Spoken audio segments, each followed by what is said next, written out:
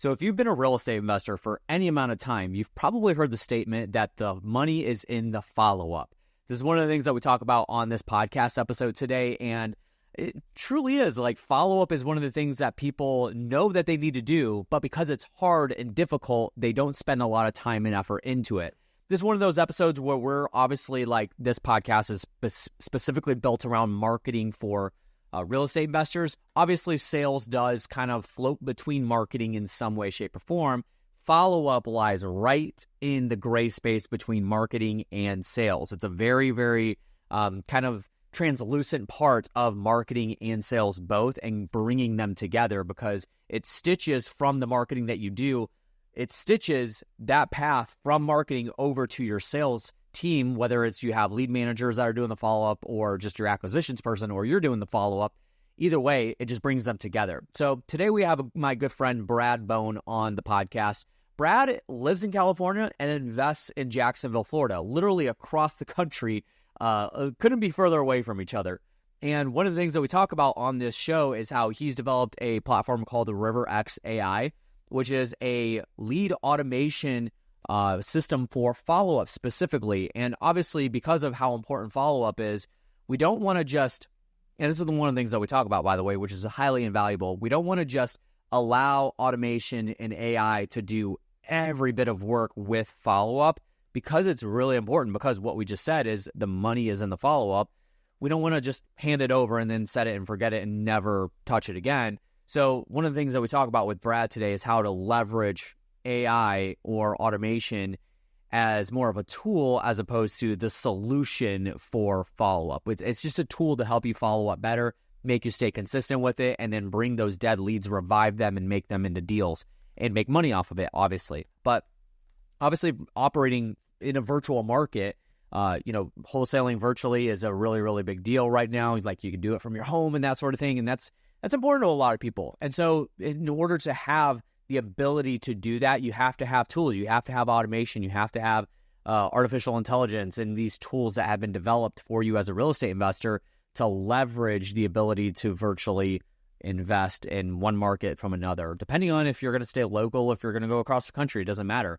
So follow-up, that's what we talk about, using technology, using AI, and it's a very, very interesting topic that we go through today. So one of the things that I always caution people on is don't just jump in like head over heels for something that we talk about on the podcast. Do your own research. Make sure that you're looking up, is this a right fit for my needs and for what I need to do as a solution for a problem that I'm potentially having? If you have a rock star follow-up process right now, this might be a good episode for you to listen to make some tweaks, but don't just jump in blindly because you just feel like that's the thing to do. Make sure that it is applicable to you. And if you're somebody that struggles with follow-up, obviously this is going to be a really, really good episode for you to listen to. So happy to introduce my friend Brad Bowen to the podcast. Once again, if you are interested in learning more about RiverX AI, you can go visit the website. We mentioned it in the episode, and it's going to be down in the description below.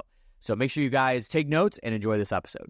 You're listening to the REI Marketing Weekly, and I'm your host, Josh Culler. Today, I have an awesome guest that I have been connected with for now a couple of years, actually, and we don't get to talk much, but we're going to hang out today. So I have my good friend, Brad Bowen, out of Bakersfield, California, on the line. Brad, how you doing, my friend? Doing good, Josh. Yeah, great to connect today. Yeah, awesome. You are going on a podcast tour, so we're one of your stops. So yeah. If you guys are listening right now and you want to hear more about what Brad has to say and that sort of thing, runs a tremendous real estate operation. We'll talk about this here in a second, but you live in Bakersfield and you operate in Jacksonville, Florida, which is complete opposite ends of the country. So I'm a little interested in that. So we'll talk about that here in a second. But Brad has a lot of really great stuff to offer. But today, one of the main things that we're going to be talking about is follow-up.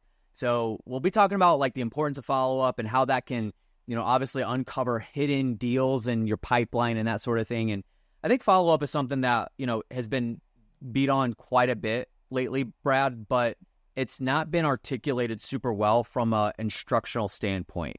So I kind of want to dig into that a little bit because I think people are like, yeah, follow-up's important. Make sure you follow up. But then like, what's the execution that you're actually taking on that? That's just the idealism of, what follow-up is like you have to follow up. But now how are we doing it? That's one of the things I really want to dig into, which will lead us to a really cool new tool that you guys have launched called RiverX, and we'll talk about that here in just a second. But one of the like icebreaker questions I want to go into, man, live in California and you operate your business out of Jacksonville, Florida. How did that come about? And like, what's the quick story behind that? Yeah, I think when you're a California investor from the beginning, at least this is how we felt, and I think California investors can relate to this. You're always trying to figure out, how do I get out of California eventually, because tenant laws aren't great. There's a lot of regulation kind of working against you. Not quite as bad in terms of closing like it is in New York. We don't have to have attorneys on both sides, but there's just a lot going against you. And so you start trying to figure out how to do it outside.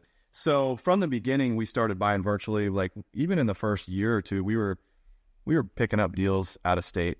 But with always this goal of like getting into these markets somewhere in the Southeast where supposedly it's really good. So finally, 2018, we started doing some marketing out there in Jacksonville. We just picked it. It wasn't very scientific. It was just like, hey, that sounds good. And then over time, you get to know people there and you start to close some deals. And now we just feel a lot more comfortable there than here. So yeah. That's the quick story. Yeah.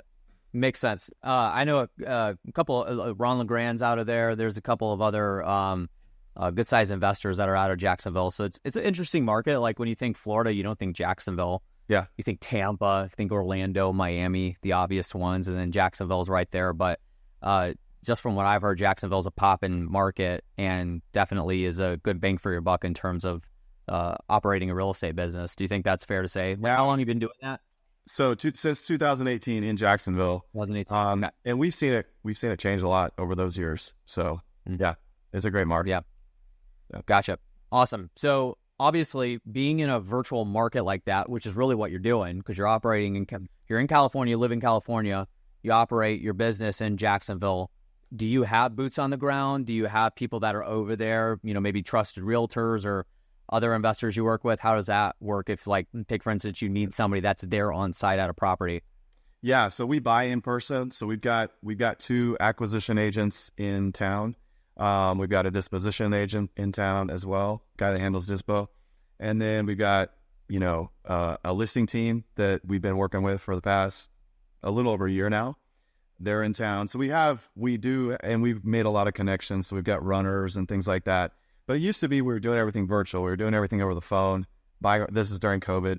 And we just thought we had it cracked. If we can figure out how to buy over the phone, we can go anywhere. And it's like, no, there's still something about being face-to-face with people. And especially after COVID started to wane, like that became more and more important. So, yeah. Yeah, no, that's interesting. And it's how quickly did it make you realize that like we need to be in person? Did you guys make the change really quick and start building that out pretty rapidly, or was that like a really long progression? Yeah, we were probably a year late on that. Okay. I think it was, we should have gone earlier, but we had never hired anyone in person before that. Yeah. We started out virtual. We kind of learned the virtual model, and we just thought like we had a shortcut. And the end of the day, you close better in person. So that was a totally new kind of process for us that we had to kind of get into. Yeah, for sure. Now, of course, like one of the things that we talk about on this podcast quite often is, obviously this being a marketing podcast, but sales really like crosses over with marketing very frequently, right? Like if I'm a seller and I get in touch with one of your acquisitions people and they don't follow up with me, they don't talk, they're hard to get a hold of, they're not answering questions directly. That's marketing. That's like you're literally doing bad PR towards the motivated seller, and they're never going to work with you, and much less they're going to tell their friends don't work with Brad and his team and that sort of thing. So it can obviously be a big trip up if you're not managing that virtual team correctly, which brings us kind of around to our primary conversation. I'd like to hear, so obviously you built the RiverX, which we'll get into in just a second. That's a tool I believe that you guys use heavily for follow-up. But why is follow-up so important for you guys? And obvious, we have the obvious reasons, but what are some of the things that you guys went through in your business to actually realize like follow-up is the golden goose that we need to like actually invest a lot of time and effort into? Yeah, I mean, I feel like the way we learned that was through not doing it, and I mean, you realize how much money you're losing from not doing it correctly, and I think even looking back on, I remember at one point we went back over the past like 3 months or even more than that. I think it was even 6 months, and started just looking at all of our leads and realizing, oh, our marketing is actually working. These are good leads. We just weren't closing them. And you go back and you start hitting those with intensity and with purpose, and you start closing deals, and you're like, yeah, follow up actually does work. You just have to be intentional about it. So yeah, we've learned it the hard way. Yeah. Man. So as you're saying that, like the thing that comes to mind is, I've had several conversations with people in the past about this, and I believe we've had a couple podcast episodes about this previously, where people like invest heavily into their marketing. They have leads coming in, they're qualified leads, but we got to remember that, like, and this is kind of leading you into a question, maybe a realization type question, is that just because you have a lead come through the door doesn't necessarily mean they're ready and motivated to sell at that given moment that you got in touch with them, or you made that first connection point with them, whether it was they picked up a direct mail piece, or they clicked on one of your ads, or they were searching for solution to the problem via the internet, or whatever it is. They may not be ready right then and there, which is why follow-up's important, because you want to stay in front of that person at every given moment that you have the opportunity to, hoping at some point that they're ready, and then you're right there in front of them when they are ready. Is that something that you guys realized, as you even said it yourself, that the marketing was working? Yeah. So you're like, now what do we do? Is that something that you realized too? Yeah. You like we have metrics we look at in terms of, okay, if we have, let's say, 30 leads that come in this week, we want to try to set 15 appointments from those new leads. But then if you look back over 30 days, you want more than a 50% appointment rate. You want that to be closer to like 70%. So yeah, maybe we only set half of the gross leads as appointments this week, but if we're doing our follow-up correctly, that number is going to grow as you look at it over a longer period of time, because those people will get ready over time to set appointments. So yeah, watching that, like, are we doing it? Are we converting correctly today? But are we also converting correctly over time? That's interesting. So when it comes to follow up, like, actually, that's probably not a good question. I was going to ask, what's an ideal timeline that, like, it's probably different for literally every marketing channel, every lead that comes through the door. But what's your guys' process in terms of, like, high level? Obviously, I'm not looking to like open up your funnels or anything like that. From a follow-up standpoint, what's your guys' process look like? Do you have lead managers that follow up with them? Is your acquisitions person? Does it depend on the stage that the seller is in? Like, what is that? Give us a little bit of a uncover of that. So we have kind of two buckets. We work in left main Salesforce, so we got leads and opportunities. Yeah. So leads is more controlled by the lead managers, and then opportunities more by the acquisition agents. And so, right. So the lead managers are going to be focusing on trying to convert those initial leads into appointments, and as that database grows, trying to push appointments as much as possible. So we've got, an unresponsive category, a follow-up category. Actually, it's unresponsive and follow-up inside the leads funnel, and those get pushed over to RiverX as well, which we can talk about that later. But yeah. I think the important thing that I've realized is, like, you've got to have high tech and low tech follow-up. You can't build out a bunch of funnels and have all this automation and that's what I would call high tech, like even AI, that's high tech, and just think that, all right, that's going to do it. You also have to have low tech, where you're just kind of like going back every couple weeks and saying, like, what fell through the cracks that we need to, like, this is where you got to make calls and just get on a dialer and get your call volume up and try to convert that way too. And you don't want just low tech. You also want some high tech. If all you're doing is the manual calls, you're missing opportunity. So you got to have a mix. Yeah. No, that's interesting to hear, because I think there's a lot of people that are in this space that they value follow-up, but they're so focused on trying to automate everything that they go super heavy on, especially AI being the popular thing now to utilize within the last year and a half, 2 years. They want to utilize AI to use, take part in every piece of their follow-up. And there's no real human interaction with the seller. And that can be a really big danger. Like you said, it's like there's low tech, there's high tech, and there's a good balance point between the two. Do you think that's important? Do you see that? Like people go super heavy. I mean, obviously, like with RiverX, I'm sure that you have users that go really, really heavy. Do you guys try to advise them, make sure you're using low tech too? I mean, we've seen that with our own team where, and we've had to realize, okay, for example, we got an unresponsive. Let's say a lead comes in, we're not able to get a hold of them. They go into unresponsive. Some people call that no contact, whatever. It just means we haven't got a hold of them yet. And everyone has a process with those leads where it's like you have some kind of process where I'm going to hammer this person for the next 7 days or something. And of course, our lead managers, if that's manual, they do the best they can, but they start focusing on the new stuff. But the point is, now we have RiverX. We push that over to RiverX. RiverX has a sequence. It starts hammering it. And I've had to tell our team, hey, don't forget about those people. You got to go back. First of all, you got to make sure that there's correct phone numbers and correct emails, and the AI is actually able to try to reach out to them. And also, even if they are, you got to keep the goal is to convert into appointments. It's not just to push leads around into the right spot. Yeah. It's still a conversion. So figure out how to convert. Yeah. No, that's a good point, because I think a lot of people use follow-up as it's just another point to touch the person and be top of mind. I even said it earlier, it's to be right in front of the person. But the ideal, the reason you're doing it is to get an appointment set up and to get the deal closed, right? That's the reason why you're doing it in the first place. And again, that goes back to people over automating stuff and over just not setting up the proper systems and follow-up procedures, treating the sellers still like they're a human and just not another customer. It's a person that we need to help and solve a solution for. Yeah, the person's going to be different. I remember someone made this comment. I thought this was really good to think about.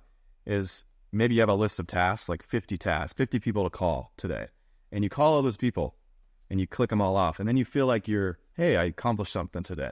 But did any of those actually convert? Yeah. The goal is still conversion. Yeah. So if you didn't convert them, you really didn't do what you're trying to do. So you're gonna keep that in mind. And if you get, I was gonna say if you get if you make 5 connections, but you set appointments with all 5 of them, then it's that's more successful than just checking off the tasks on all the other ones, right? Right. Interrupting this podcast episode to tell you guys that this podcast is managed and produced by Color Media Productions. Yes, shameless plug, that's my company. However, we do this for a lot of other people as well. Most people that we work with are in the real estate investing space. So if you're listening to this podcast specifically, you probably are a real estate investor, given it's called the REI Marketing Weekly. If you're somebody that either wants to start a podcast or you have one going and it's becoming a little bit of a hassle, you're looking to transition to somebody that works a little bit better with a fluid motion in terms of you get the recordings done and then they do everything else. Well, that's what we do. We do fully managed podcasts from start to finish, video, audio, show noting, the graphics, publishing, everything that goes into it. It's a full service business that we run here in a service for you as a real estate investor if you are running a podcast. Additionally, we also do social media and YouTube management as well. So all of that being on the organic side, if you are interested in learning more about working with us and just recording content with guidance and strategy set by myself personally, and then not doing anything else after that, where we're taking care of everything from start to finish, then make sure you go check us out at colormedia.com, CULLER media.com. Hit us up there and we can learn more about working together, hop on a phone call and see what we could do for you. Now back to the episode. I think one of the things I definitely want to go into, we'll start kind of merging into, I really want to talk about RiverX and see what problems that can solve when it comes to follow-up. But obviously, so I want to go back to rewind 4 or 5 minutes ago. We were talking about the differences between you having your lead managers or your acquisitions people. I think one of the biggest things that, from what I have seen, and I've been a part of a team that experienced this as well, so I can kind of speak truth into this, is that when it comes to follow-up, sometimes teams business owners will have the wrong people doing the follow-up. If you have a rock star salesperson, sometimes they're just like, they're excellent at closing, but they suck at the follow-up. Like for me, I'm a really good salesperson, but I am awful at follow-up. You could put any kind of like Todoist or like any kind of like, pipeline CRM or whatever in place in front of me. I just need to get people on the phone with me that are ready to buy, right? Right. But follow-up can burn a high-level salesperson out, especially if it's leads that are not qualified leads yet, right? So Is that where you're having the lead managers come in and do that task to actually qualify them, set the appointment, and then it gets handed off to the high-level salesperson? Yeah, we are. So that is a different profile for sure. Someone who's willing to go through and like hunt for someone who might be interested. It's a lot of grit and grind and a lot of work to do. Yeah, it is. And this is where AI can help a lot, because it can take a lot of that heavy lifting out of the way. But there's still a profile. There's still a specific profile that you need in that seat doing follow up. So yeah, for sure that we've experienced that as well. A good closer may not love follow up. They still have to do some of it, because it's like you made the relationship, so you still got to do it. But we're not going to put them on a dialer and just make them go all day. Right, for sure. Because their gifts are going to be a lot more of like actually making the sale happen, as opposed to getting them on the phone and, are you ready to sell? That type of thing. Like, you want somebody that's specific to that. But obviously, I mean, you even said it. The reason why I asked that question is because, like, now how can we leverage AI or automation to help with that positioning where, the tech can do it. Maybe you have human integration into that, but the tech can do a lot of the heavy lifting with the follow-up and that sort of thing. So let's kind of merge this conversation into RiverX. I'm really interested to hear what problems this thing can solve. But what are some of the biggest reasons why a customer will come to RiverX to start using it? Obviously, being a follow-up AI tool, but what's the biggest reasons? Like, why are people coming to use RiverX and like actually buy the tool? So first of all, I mean, the tech is like solid and proven. It's used by the U.S. Army for recruiting. So we're an authorized reseller of WooCenter. WooCenter is actually the tech that is the AI. Because we're an authorized reseller, we have a lot of flexibility in pricing and all that kind of stuff. Yeah. But we've taken it and customized it for real estate investors. So we've built the campaigns specific for our business, the automation specific to our business, and then we built integrations into CRM. So you can take your CRM and integrate it with the AI system, and you're not tripping. You're not like, we want the AI to know what's going on in the CRM and vice versa. Otherwise you get really disorganized in your leads. So once all that's set up, the way it actually starts to work is the AI starts to handle a bunch of the real tedious, heavy lifting stuff that human beings we're not built to do. Like, just go through a extremely cold database that maybe hasn't been touched in years. And that AI is just going to do it. It's not going to complain. It's just going to do it. The other place we've seen a lot of success, in fact, most of our deals that we've gotten through RiverX, from RiverX re-engaging sellers, have been from the unresponsives. So a lead comes in, we're not able to get a hold of them. We push that through a Zapier integration over into RiverX, into WooCenter, and it starts like a 7-day just hammer campaign. And of course, our team is supposed to be doing that too, and they do as much as they can, but they start focusing on the new stuff. And nobody wants to try to re-engage an unresponsive lead. That's no fun. Right. It's like beating your forehead just over and over again. But the AI doesn't complain. It'll do it. No. And its goal is to set an appointment on your calendar. So it's not trying to talk about like condition. It's not trying to qualify. It's just like, hey, can I get you on the calendar tomorrow at 2 with me? It's speaking as if it's you. That's its goal. And we start seeing appointments start stacking up, and that's what we're trying to do. So now let a human being have that conversation. We're really good at human to human conversations. Let the AI do all that heavy lifting stuff that we're not as good at. Yeah, for sure. What's the biggest value that I mean, obviously this could be something that like you obviously just kind of went over. Obviously the thing that I see being the most valuable is like doing the follow-up that really nobody wants to do, right? In a nutshell, that's kind of what it is. But in terms of like results, is the biggest value point that you're actually getting appointments on the calendar now?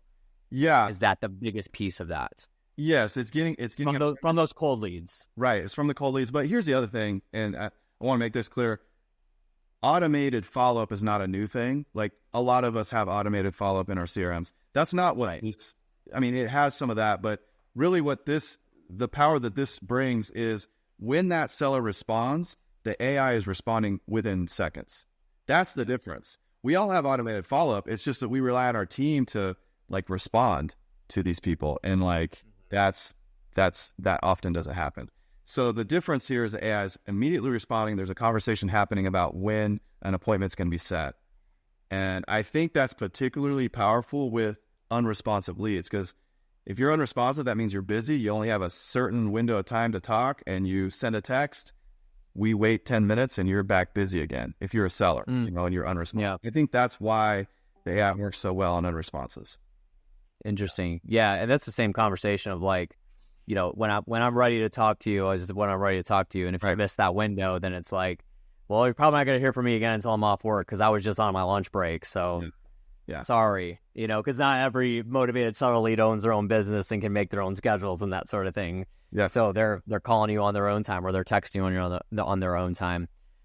So what are some of the, like, you guys have used it. What are some of, like, give me one or two like deals that have happened out of using the tool, and kind of give like a little bit of a case study about that. Yeah. So I think to date, I checked it last week and we've gotten a couple deals. So this may be old info, but we've gotten 15 new deals from the AI re-engaging sellers in the past, like about, we started about March. So in that, wow.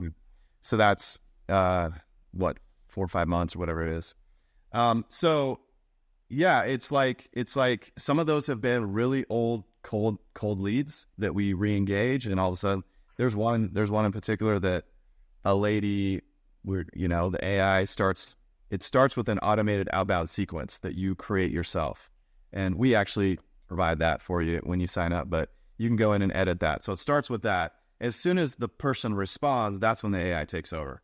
So I think the outbound sequence was like, hey, are you there or whatever? Is this, I forget her name. She responds, yes.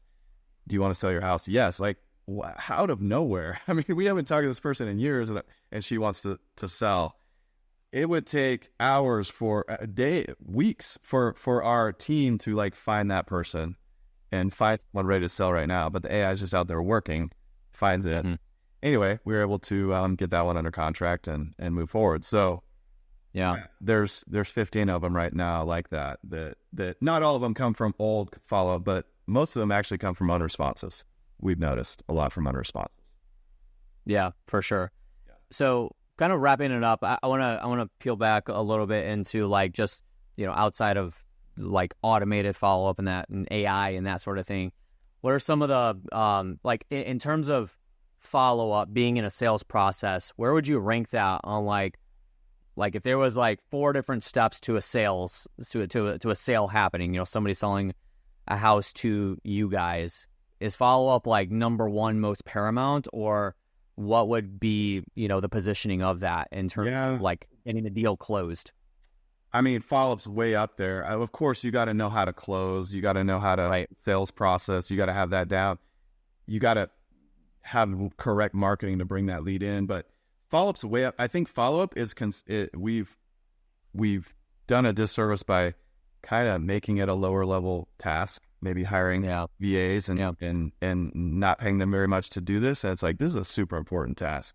And there's got to be a lot of training that goes into doing that right. I think even the way even training what we say when we follow up, like we train not to say, hey, I'm just following up. Like, what does that mean?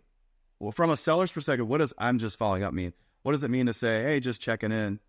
It's like, no, when you call them, it's got to be like for a specific reason.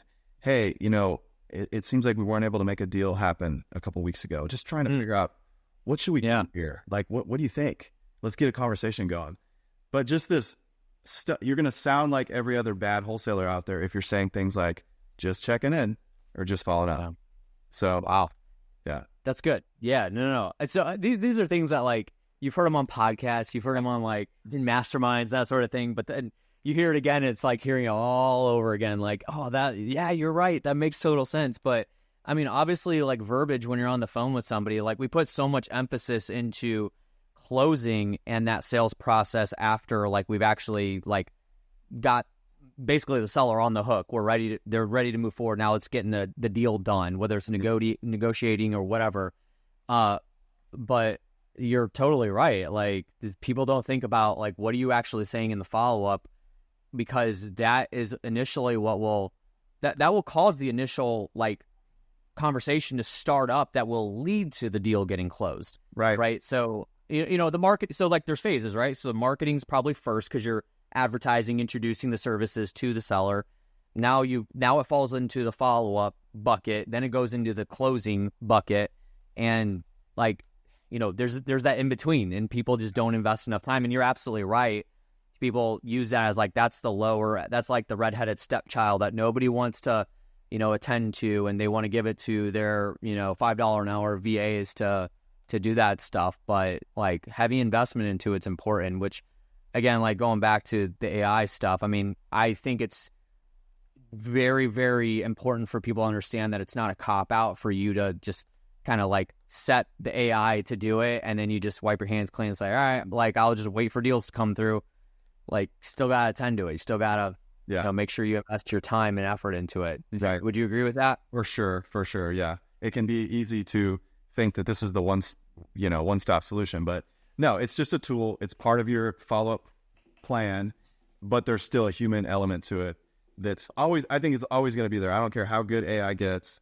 We're human beings. We got to talk to each other. So, yeah, for sure. Brad, this has been awesome. I appreciate you spending time with me, man. This has been really good. I think, so honestly, we've talked about follow-up on this podcast, but it's definitely not been an episode where it's all about follow-up, and I think we need to talk about that a whole lot more.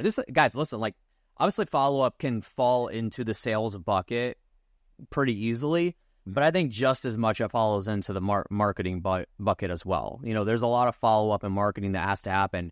It's not framed as follow-up, but think about the person, if you're your favorite mentor, your favorite coach or whatever, and they're putting out 2 videos on social media every day, they're dropping 1 podcast a week and that sort of thing. That's basically marketing follow-up. That's what I would categorize as marketing follow-up, because if they just put out 1 podcast and expected that to come through, and then that's like, hook, line, and sinker for every single lead that comes to the door, then that's just not going to work. You have to drop it all the time and consistently, and that's just marketing follow-up to stay in front of you as the potential buyer for whatever it is that they're selling, whether it's a product or service or coaching, selling a house, whatever it is. So, man, this has been great. I think that this is something that people need to invest a lot of time into. So, obviously, we talked about RiverX. If people wanted to learn more about it, possibly do some sort of a demo or get signed up for it, and they really want to kind of learn how they can integrate it into their business, what's the best way to learn more about it? Is it connecting with you? Should they send an email? Like, what's the best way? Yeah, you can email me, hit me up on Facebook also. Our website's riverxai.com, so it's pretty simple. But yeah, love to work with anybody who might be interested in leveling up their follow-up. Yeah, awesome, man. Guys, we're going to have all that linked down in the description below, so make sure you do check that out in the show notes so that you can get connected with Brad and learn more about RiverX. And I highly advise it, guys. Like, and if you haven't gotten enough out of this episode specifically, I know Brad's, again, been on a podcast circuit, so he's been on several other highly reputable and big-time podcasts. Recently, Steve Trang's podcast is a big one. If you're listening to mine, you're probably listening to his as well. Go check that one out too, because I know they dig super deep into all this stuff as well. So be very valuable to invest your time, money, and resource in the follow-up. It's important. But Brad, thanks for spending your time with me, man. I appreciate it and look forward to having you back again soon. Thanks a lot, Josh. Appreciate it. All right, guys, that's going to do it for today's episode. Thank you so much for joining in and listening. If you haven't already, make sure you have subscribed to the show. If you're listening on Apple Podcasts or Spotify, do me a huge favor and leave a review right after you're listening to this. Actually, you can do it right now, but go ahead and click off, go to the homepage, leave a review. I would love to hear your thoughts on this. I have had several people reach out to me via Instagram or Facebook and hit me up and message me and say like, hey, I listened to your podcast and this is the episode that I listened to first. And it's like, it kind of changed my mindset about, that topic specifically. Send me a direct message. You can find me on Facebook and Instagram. Just look for Josh Culler. I'm verified on both platforms. I'm the only verified Josh Culler, so it'll be easy to find me.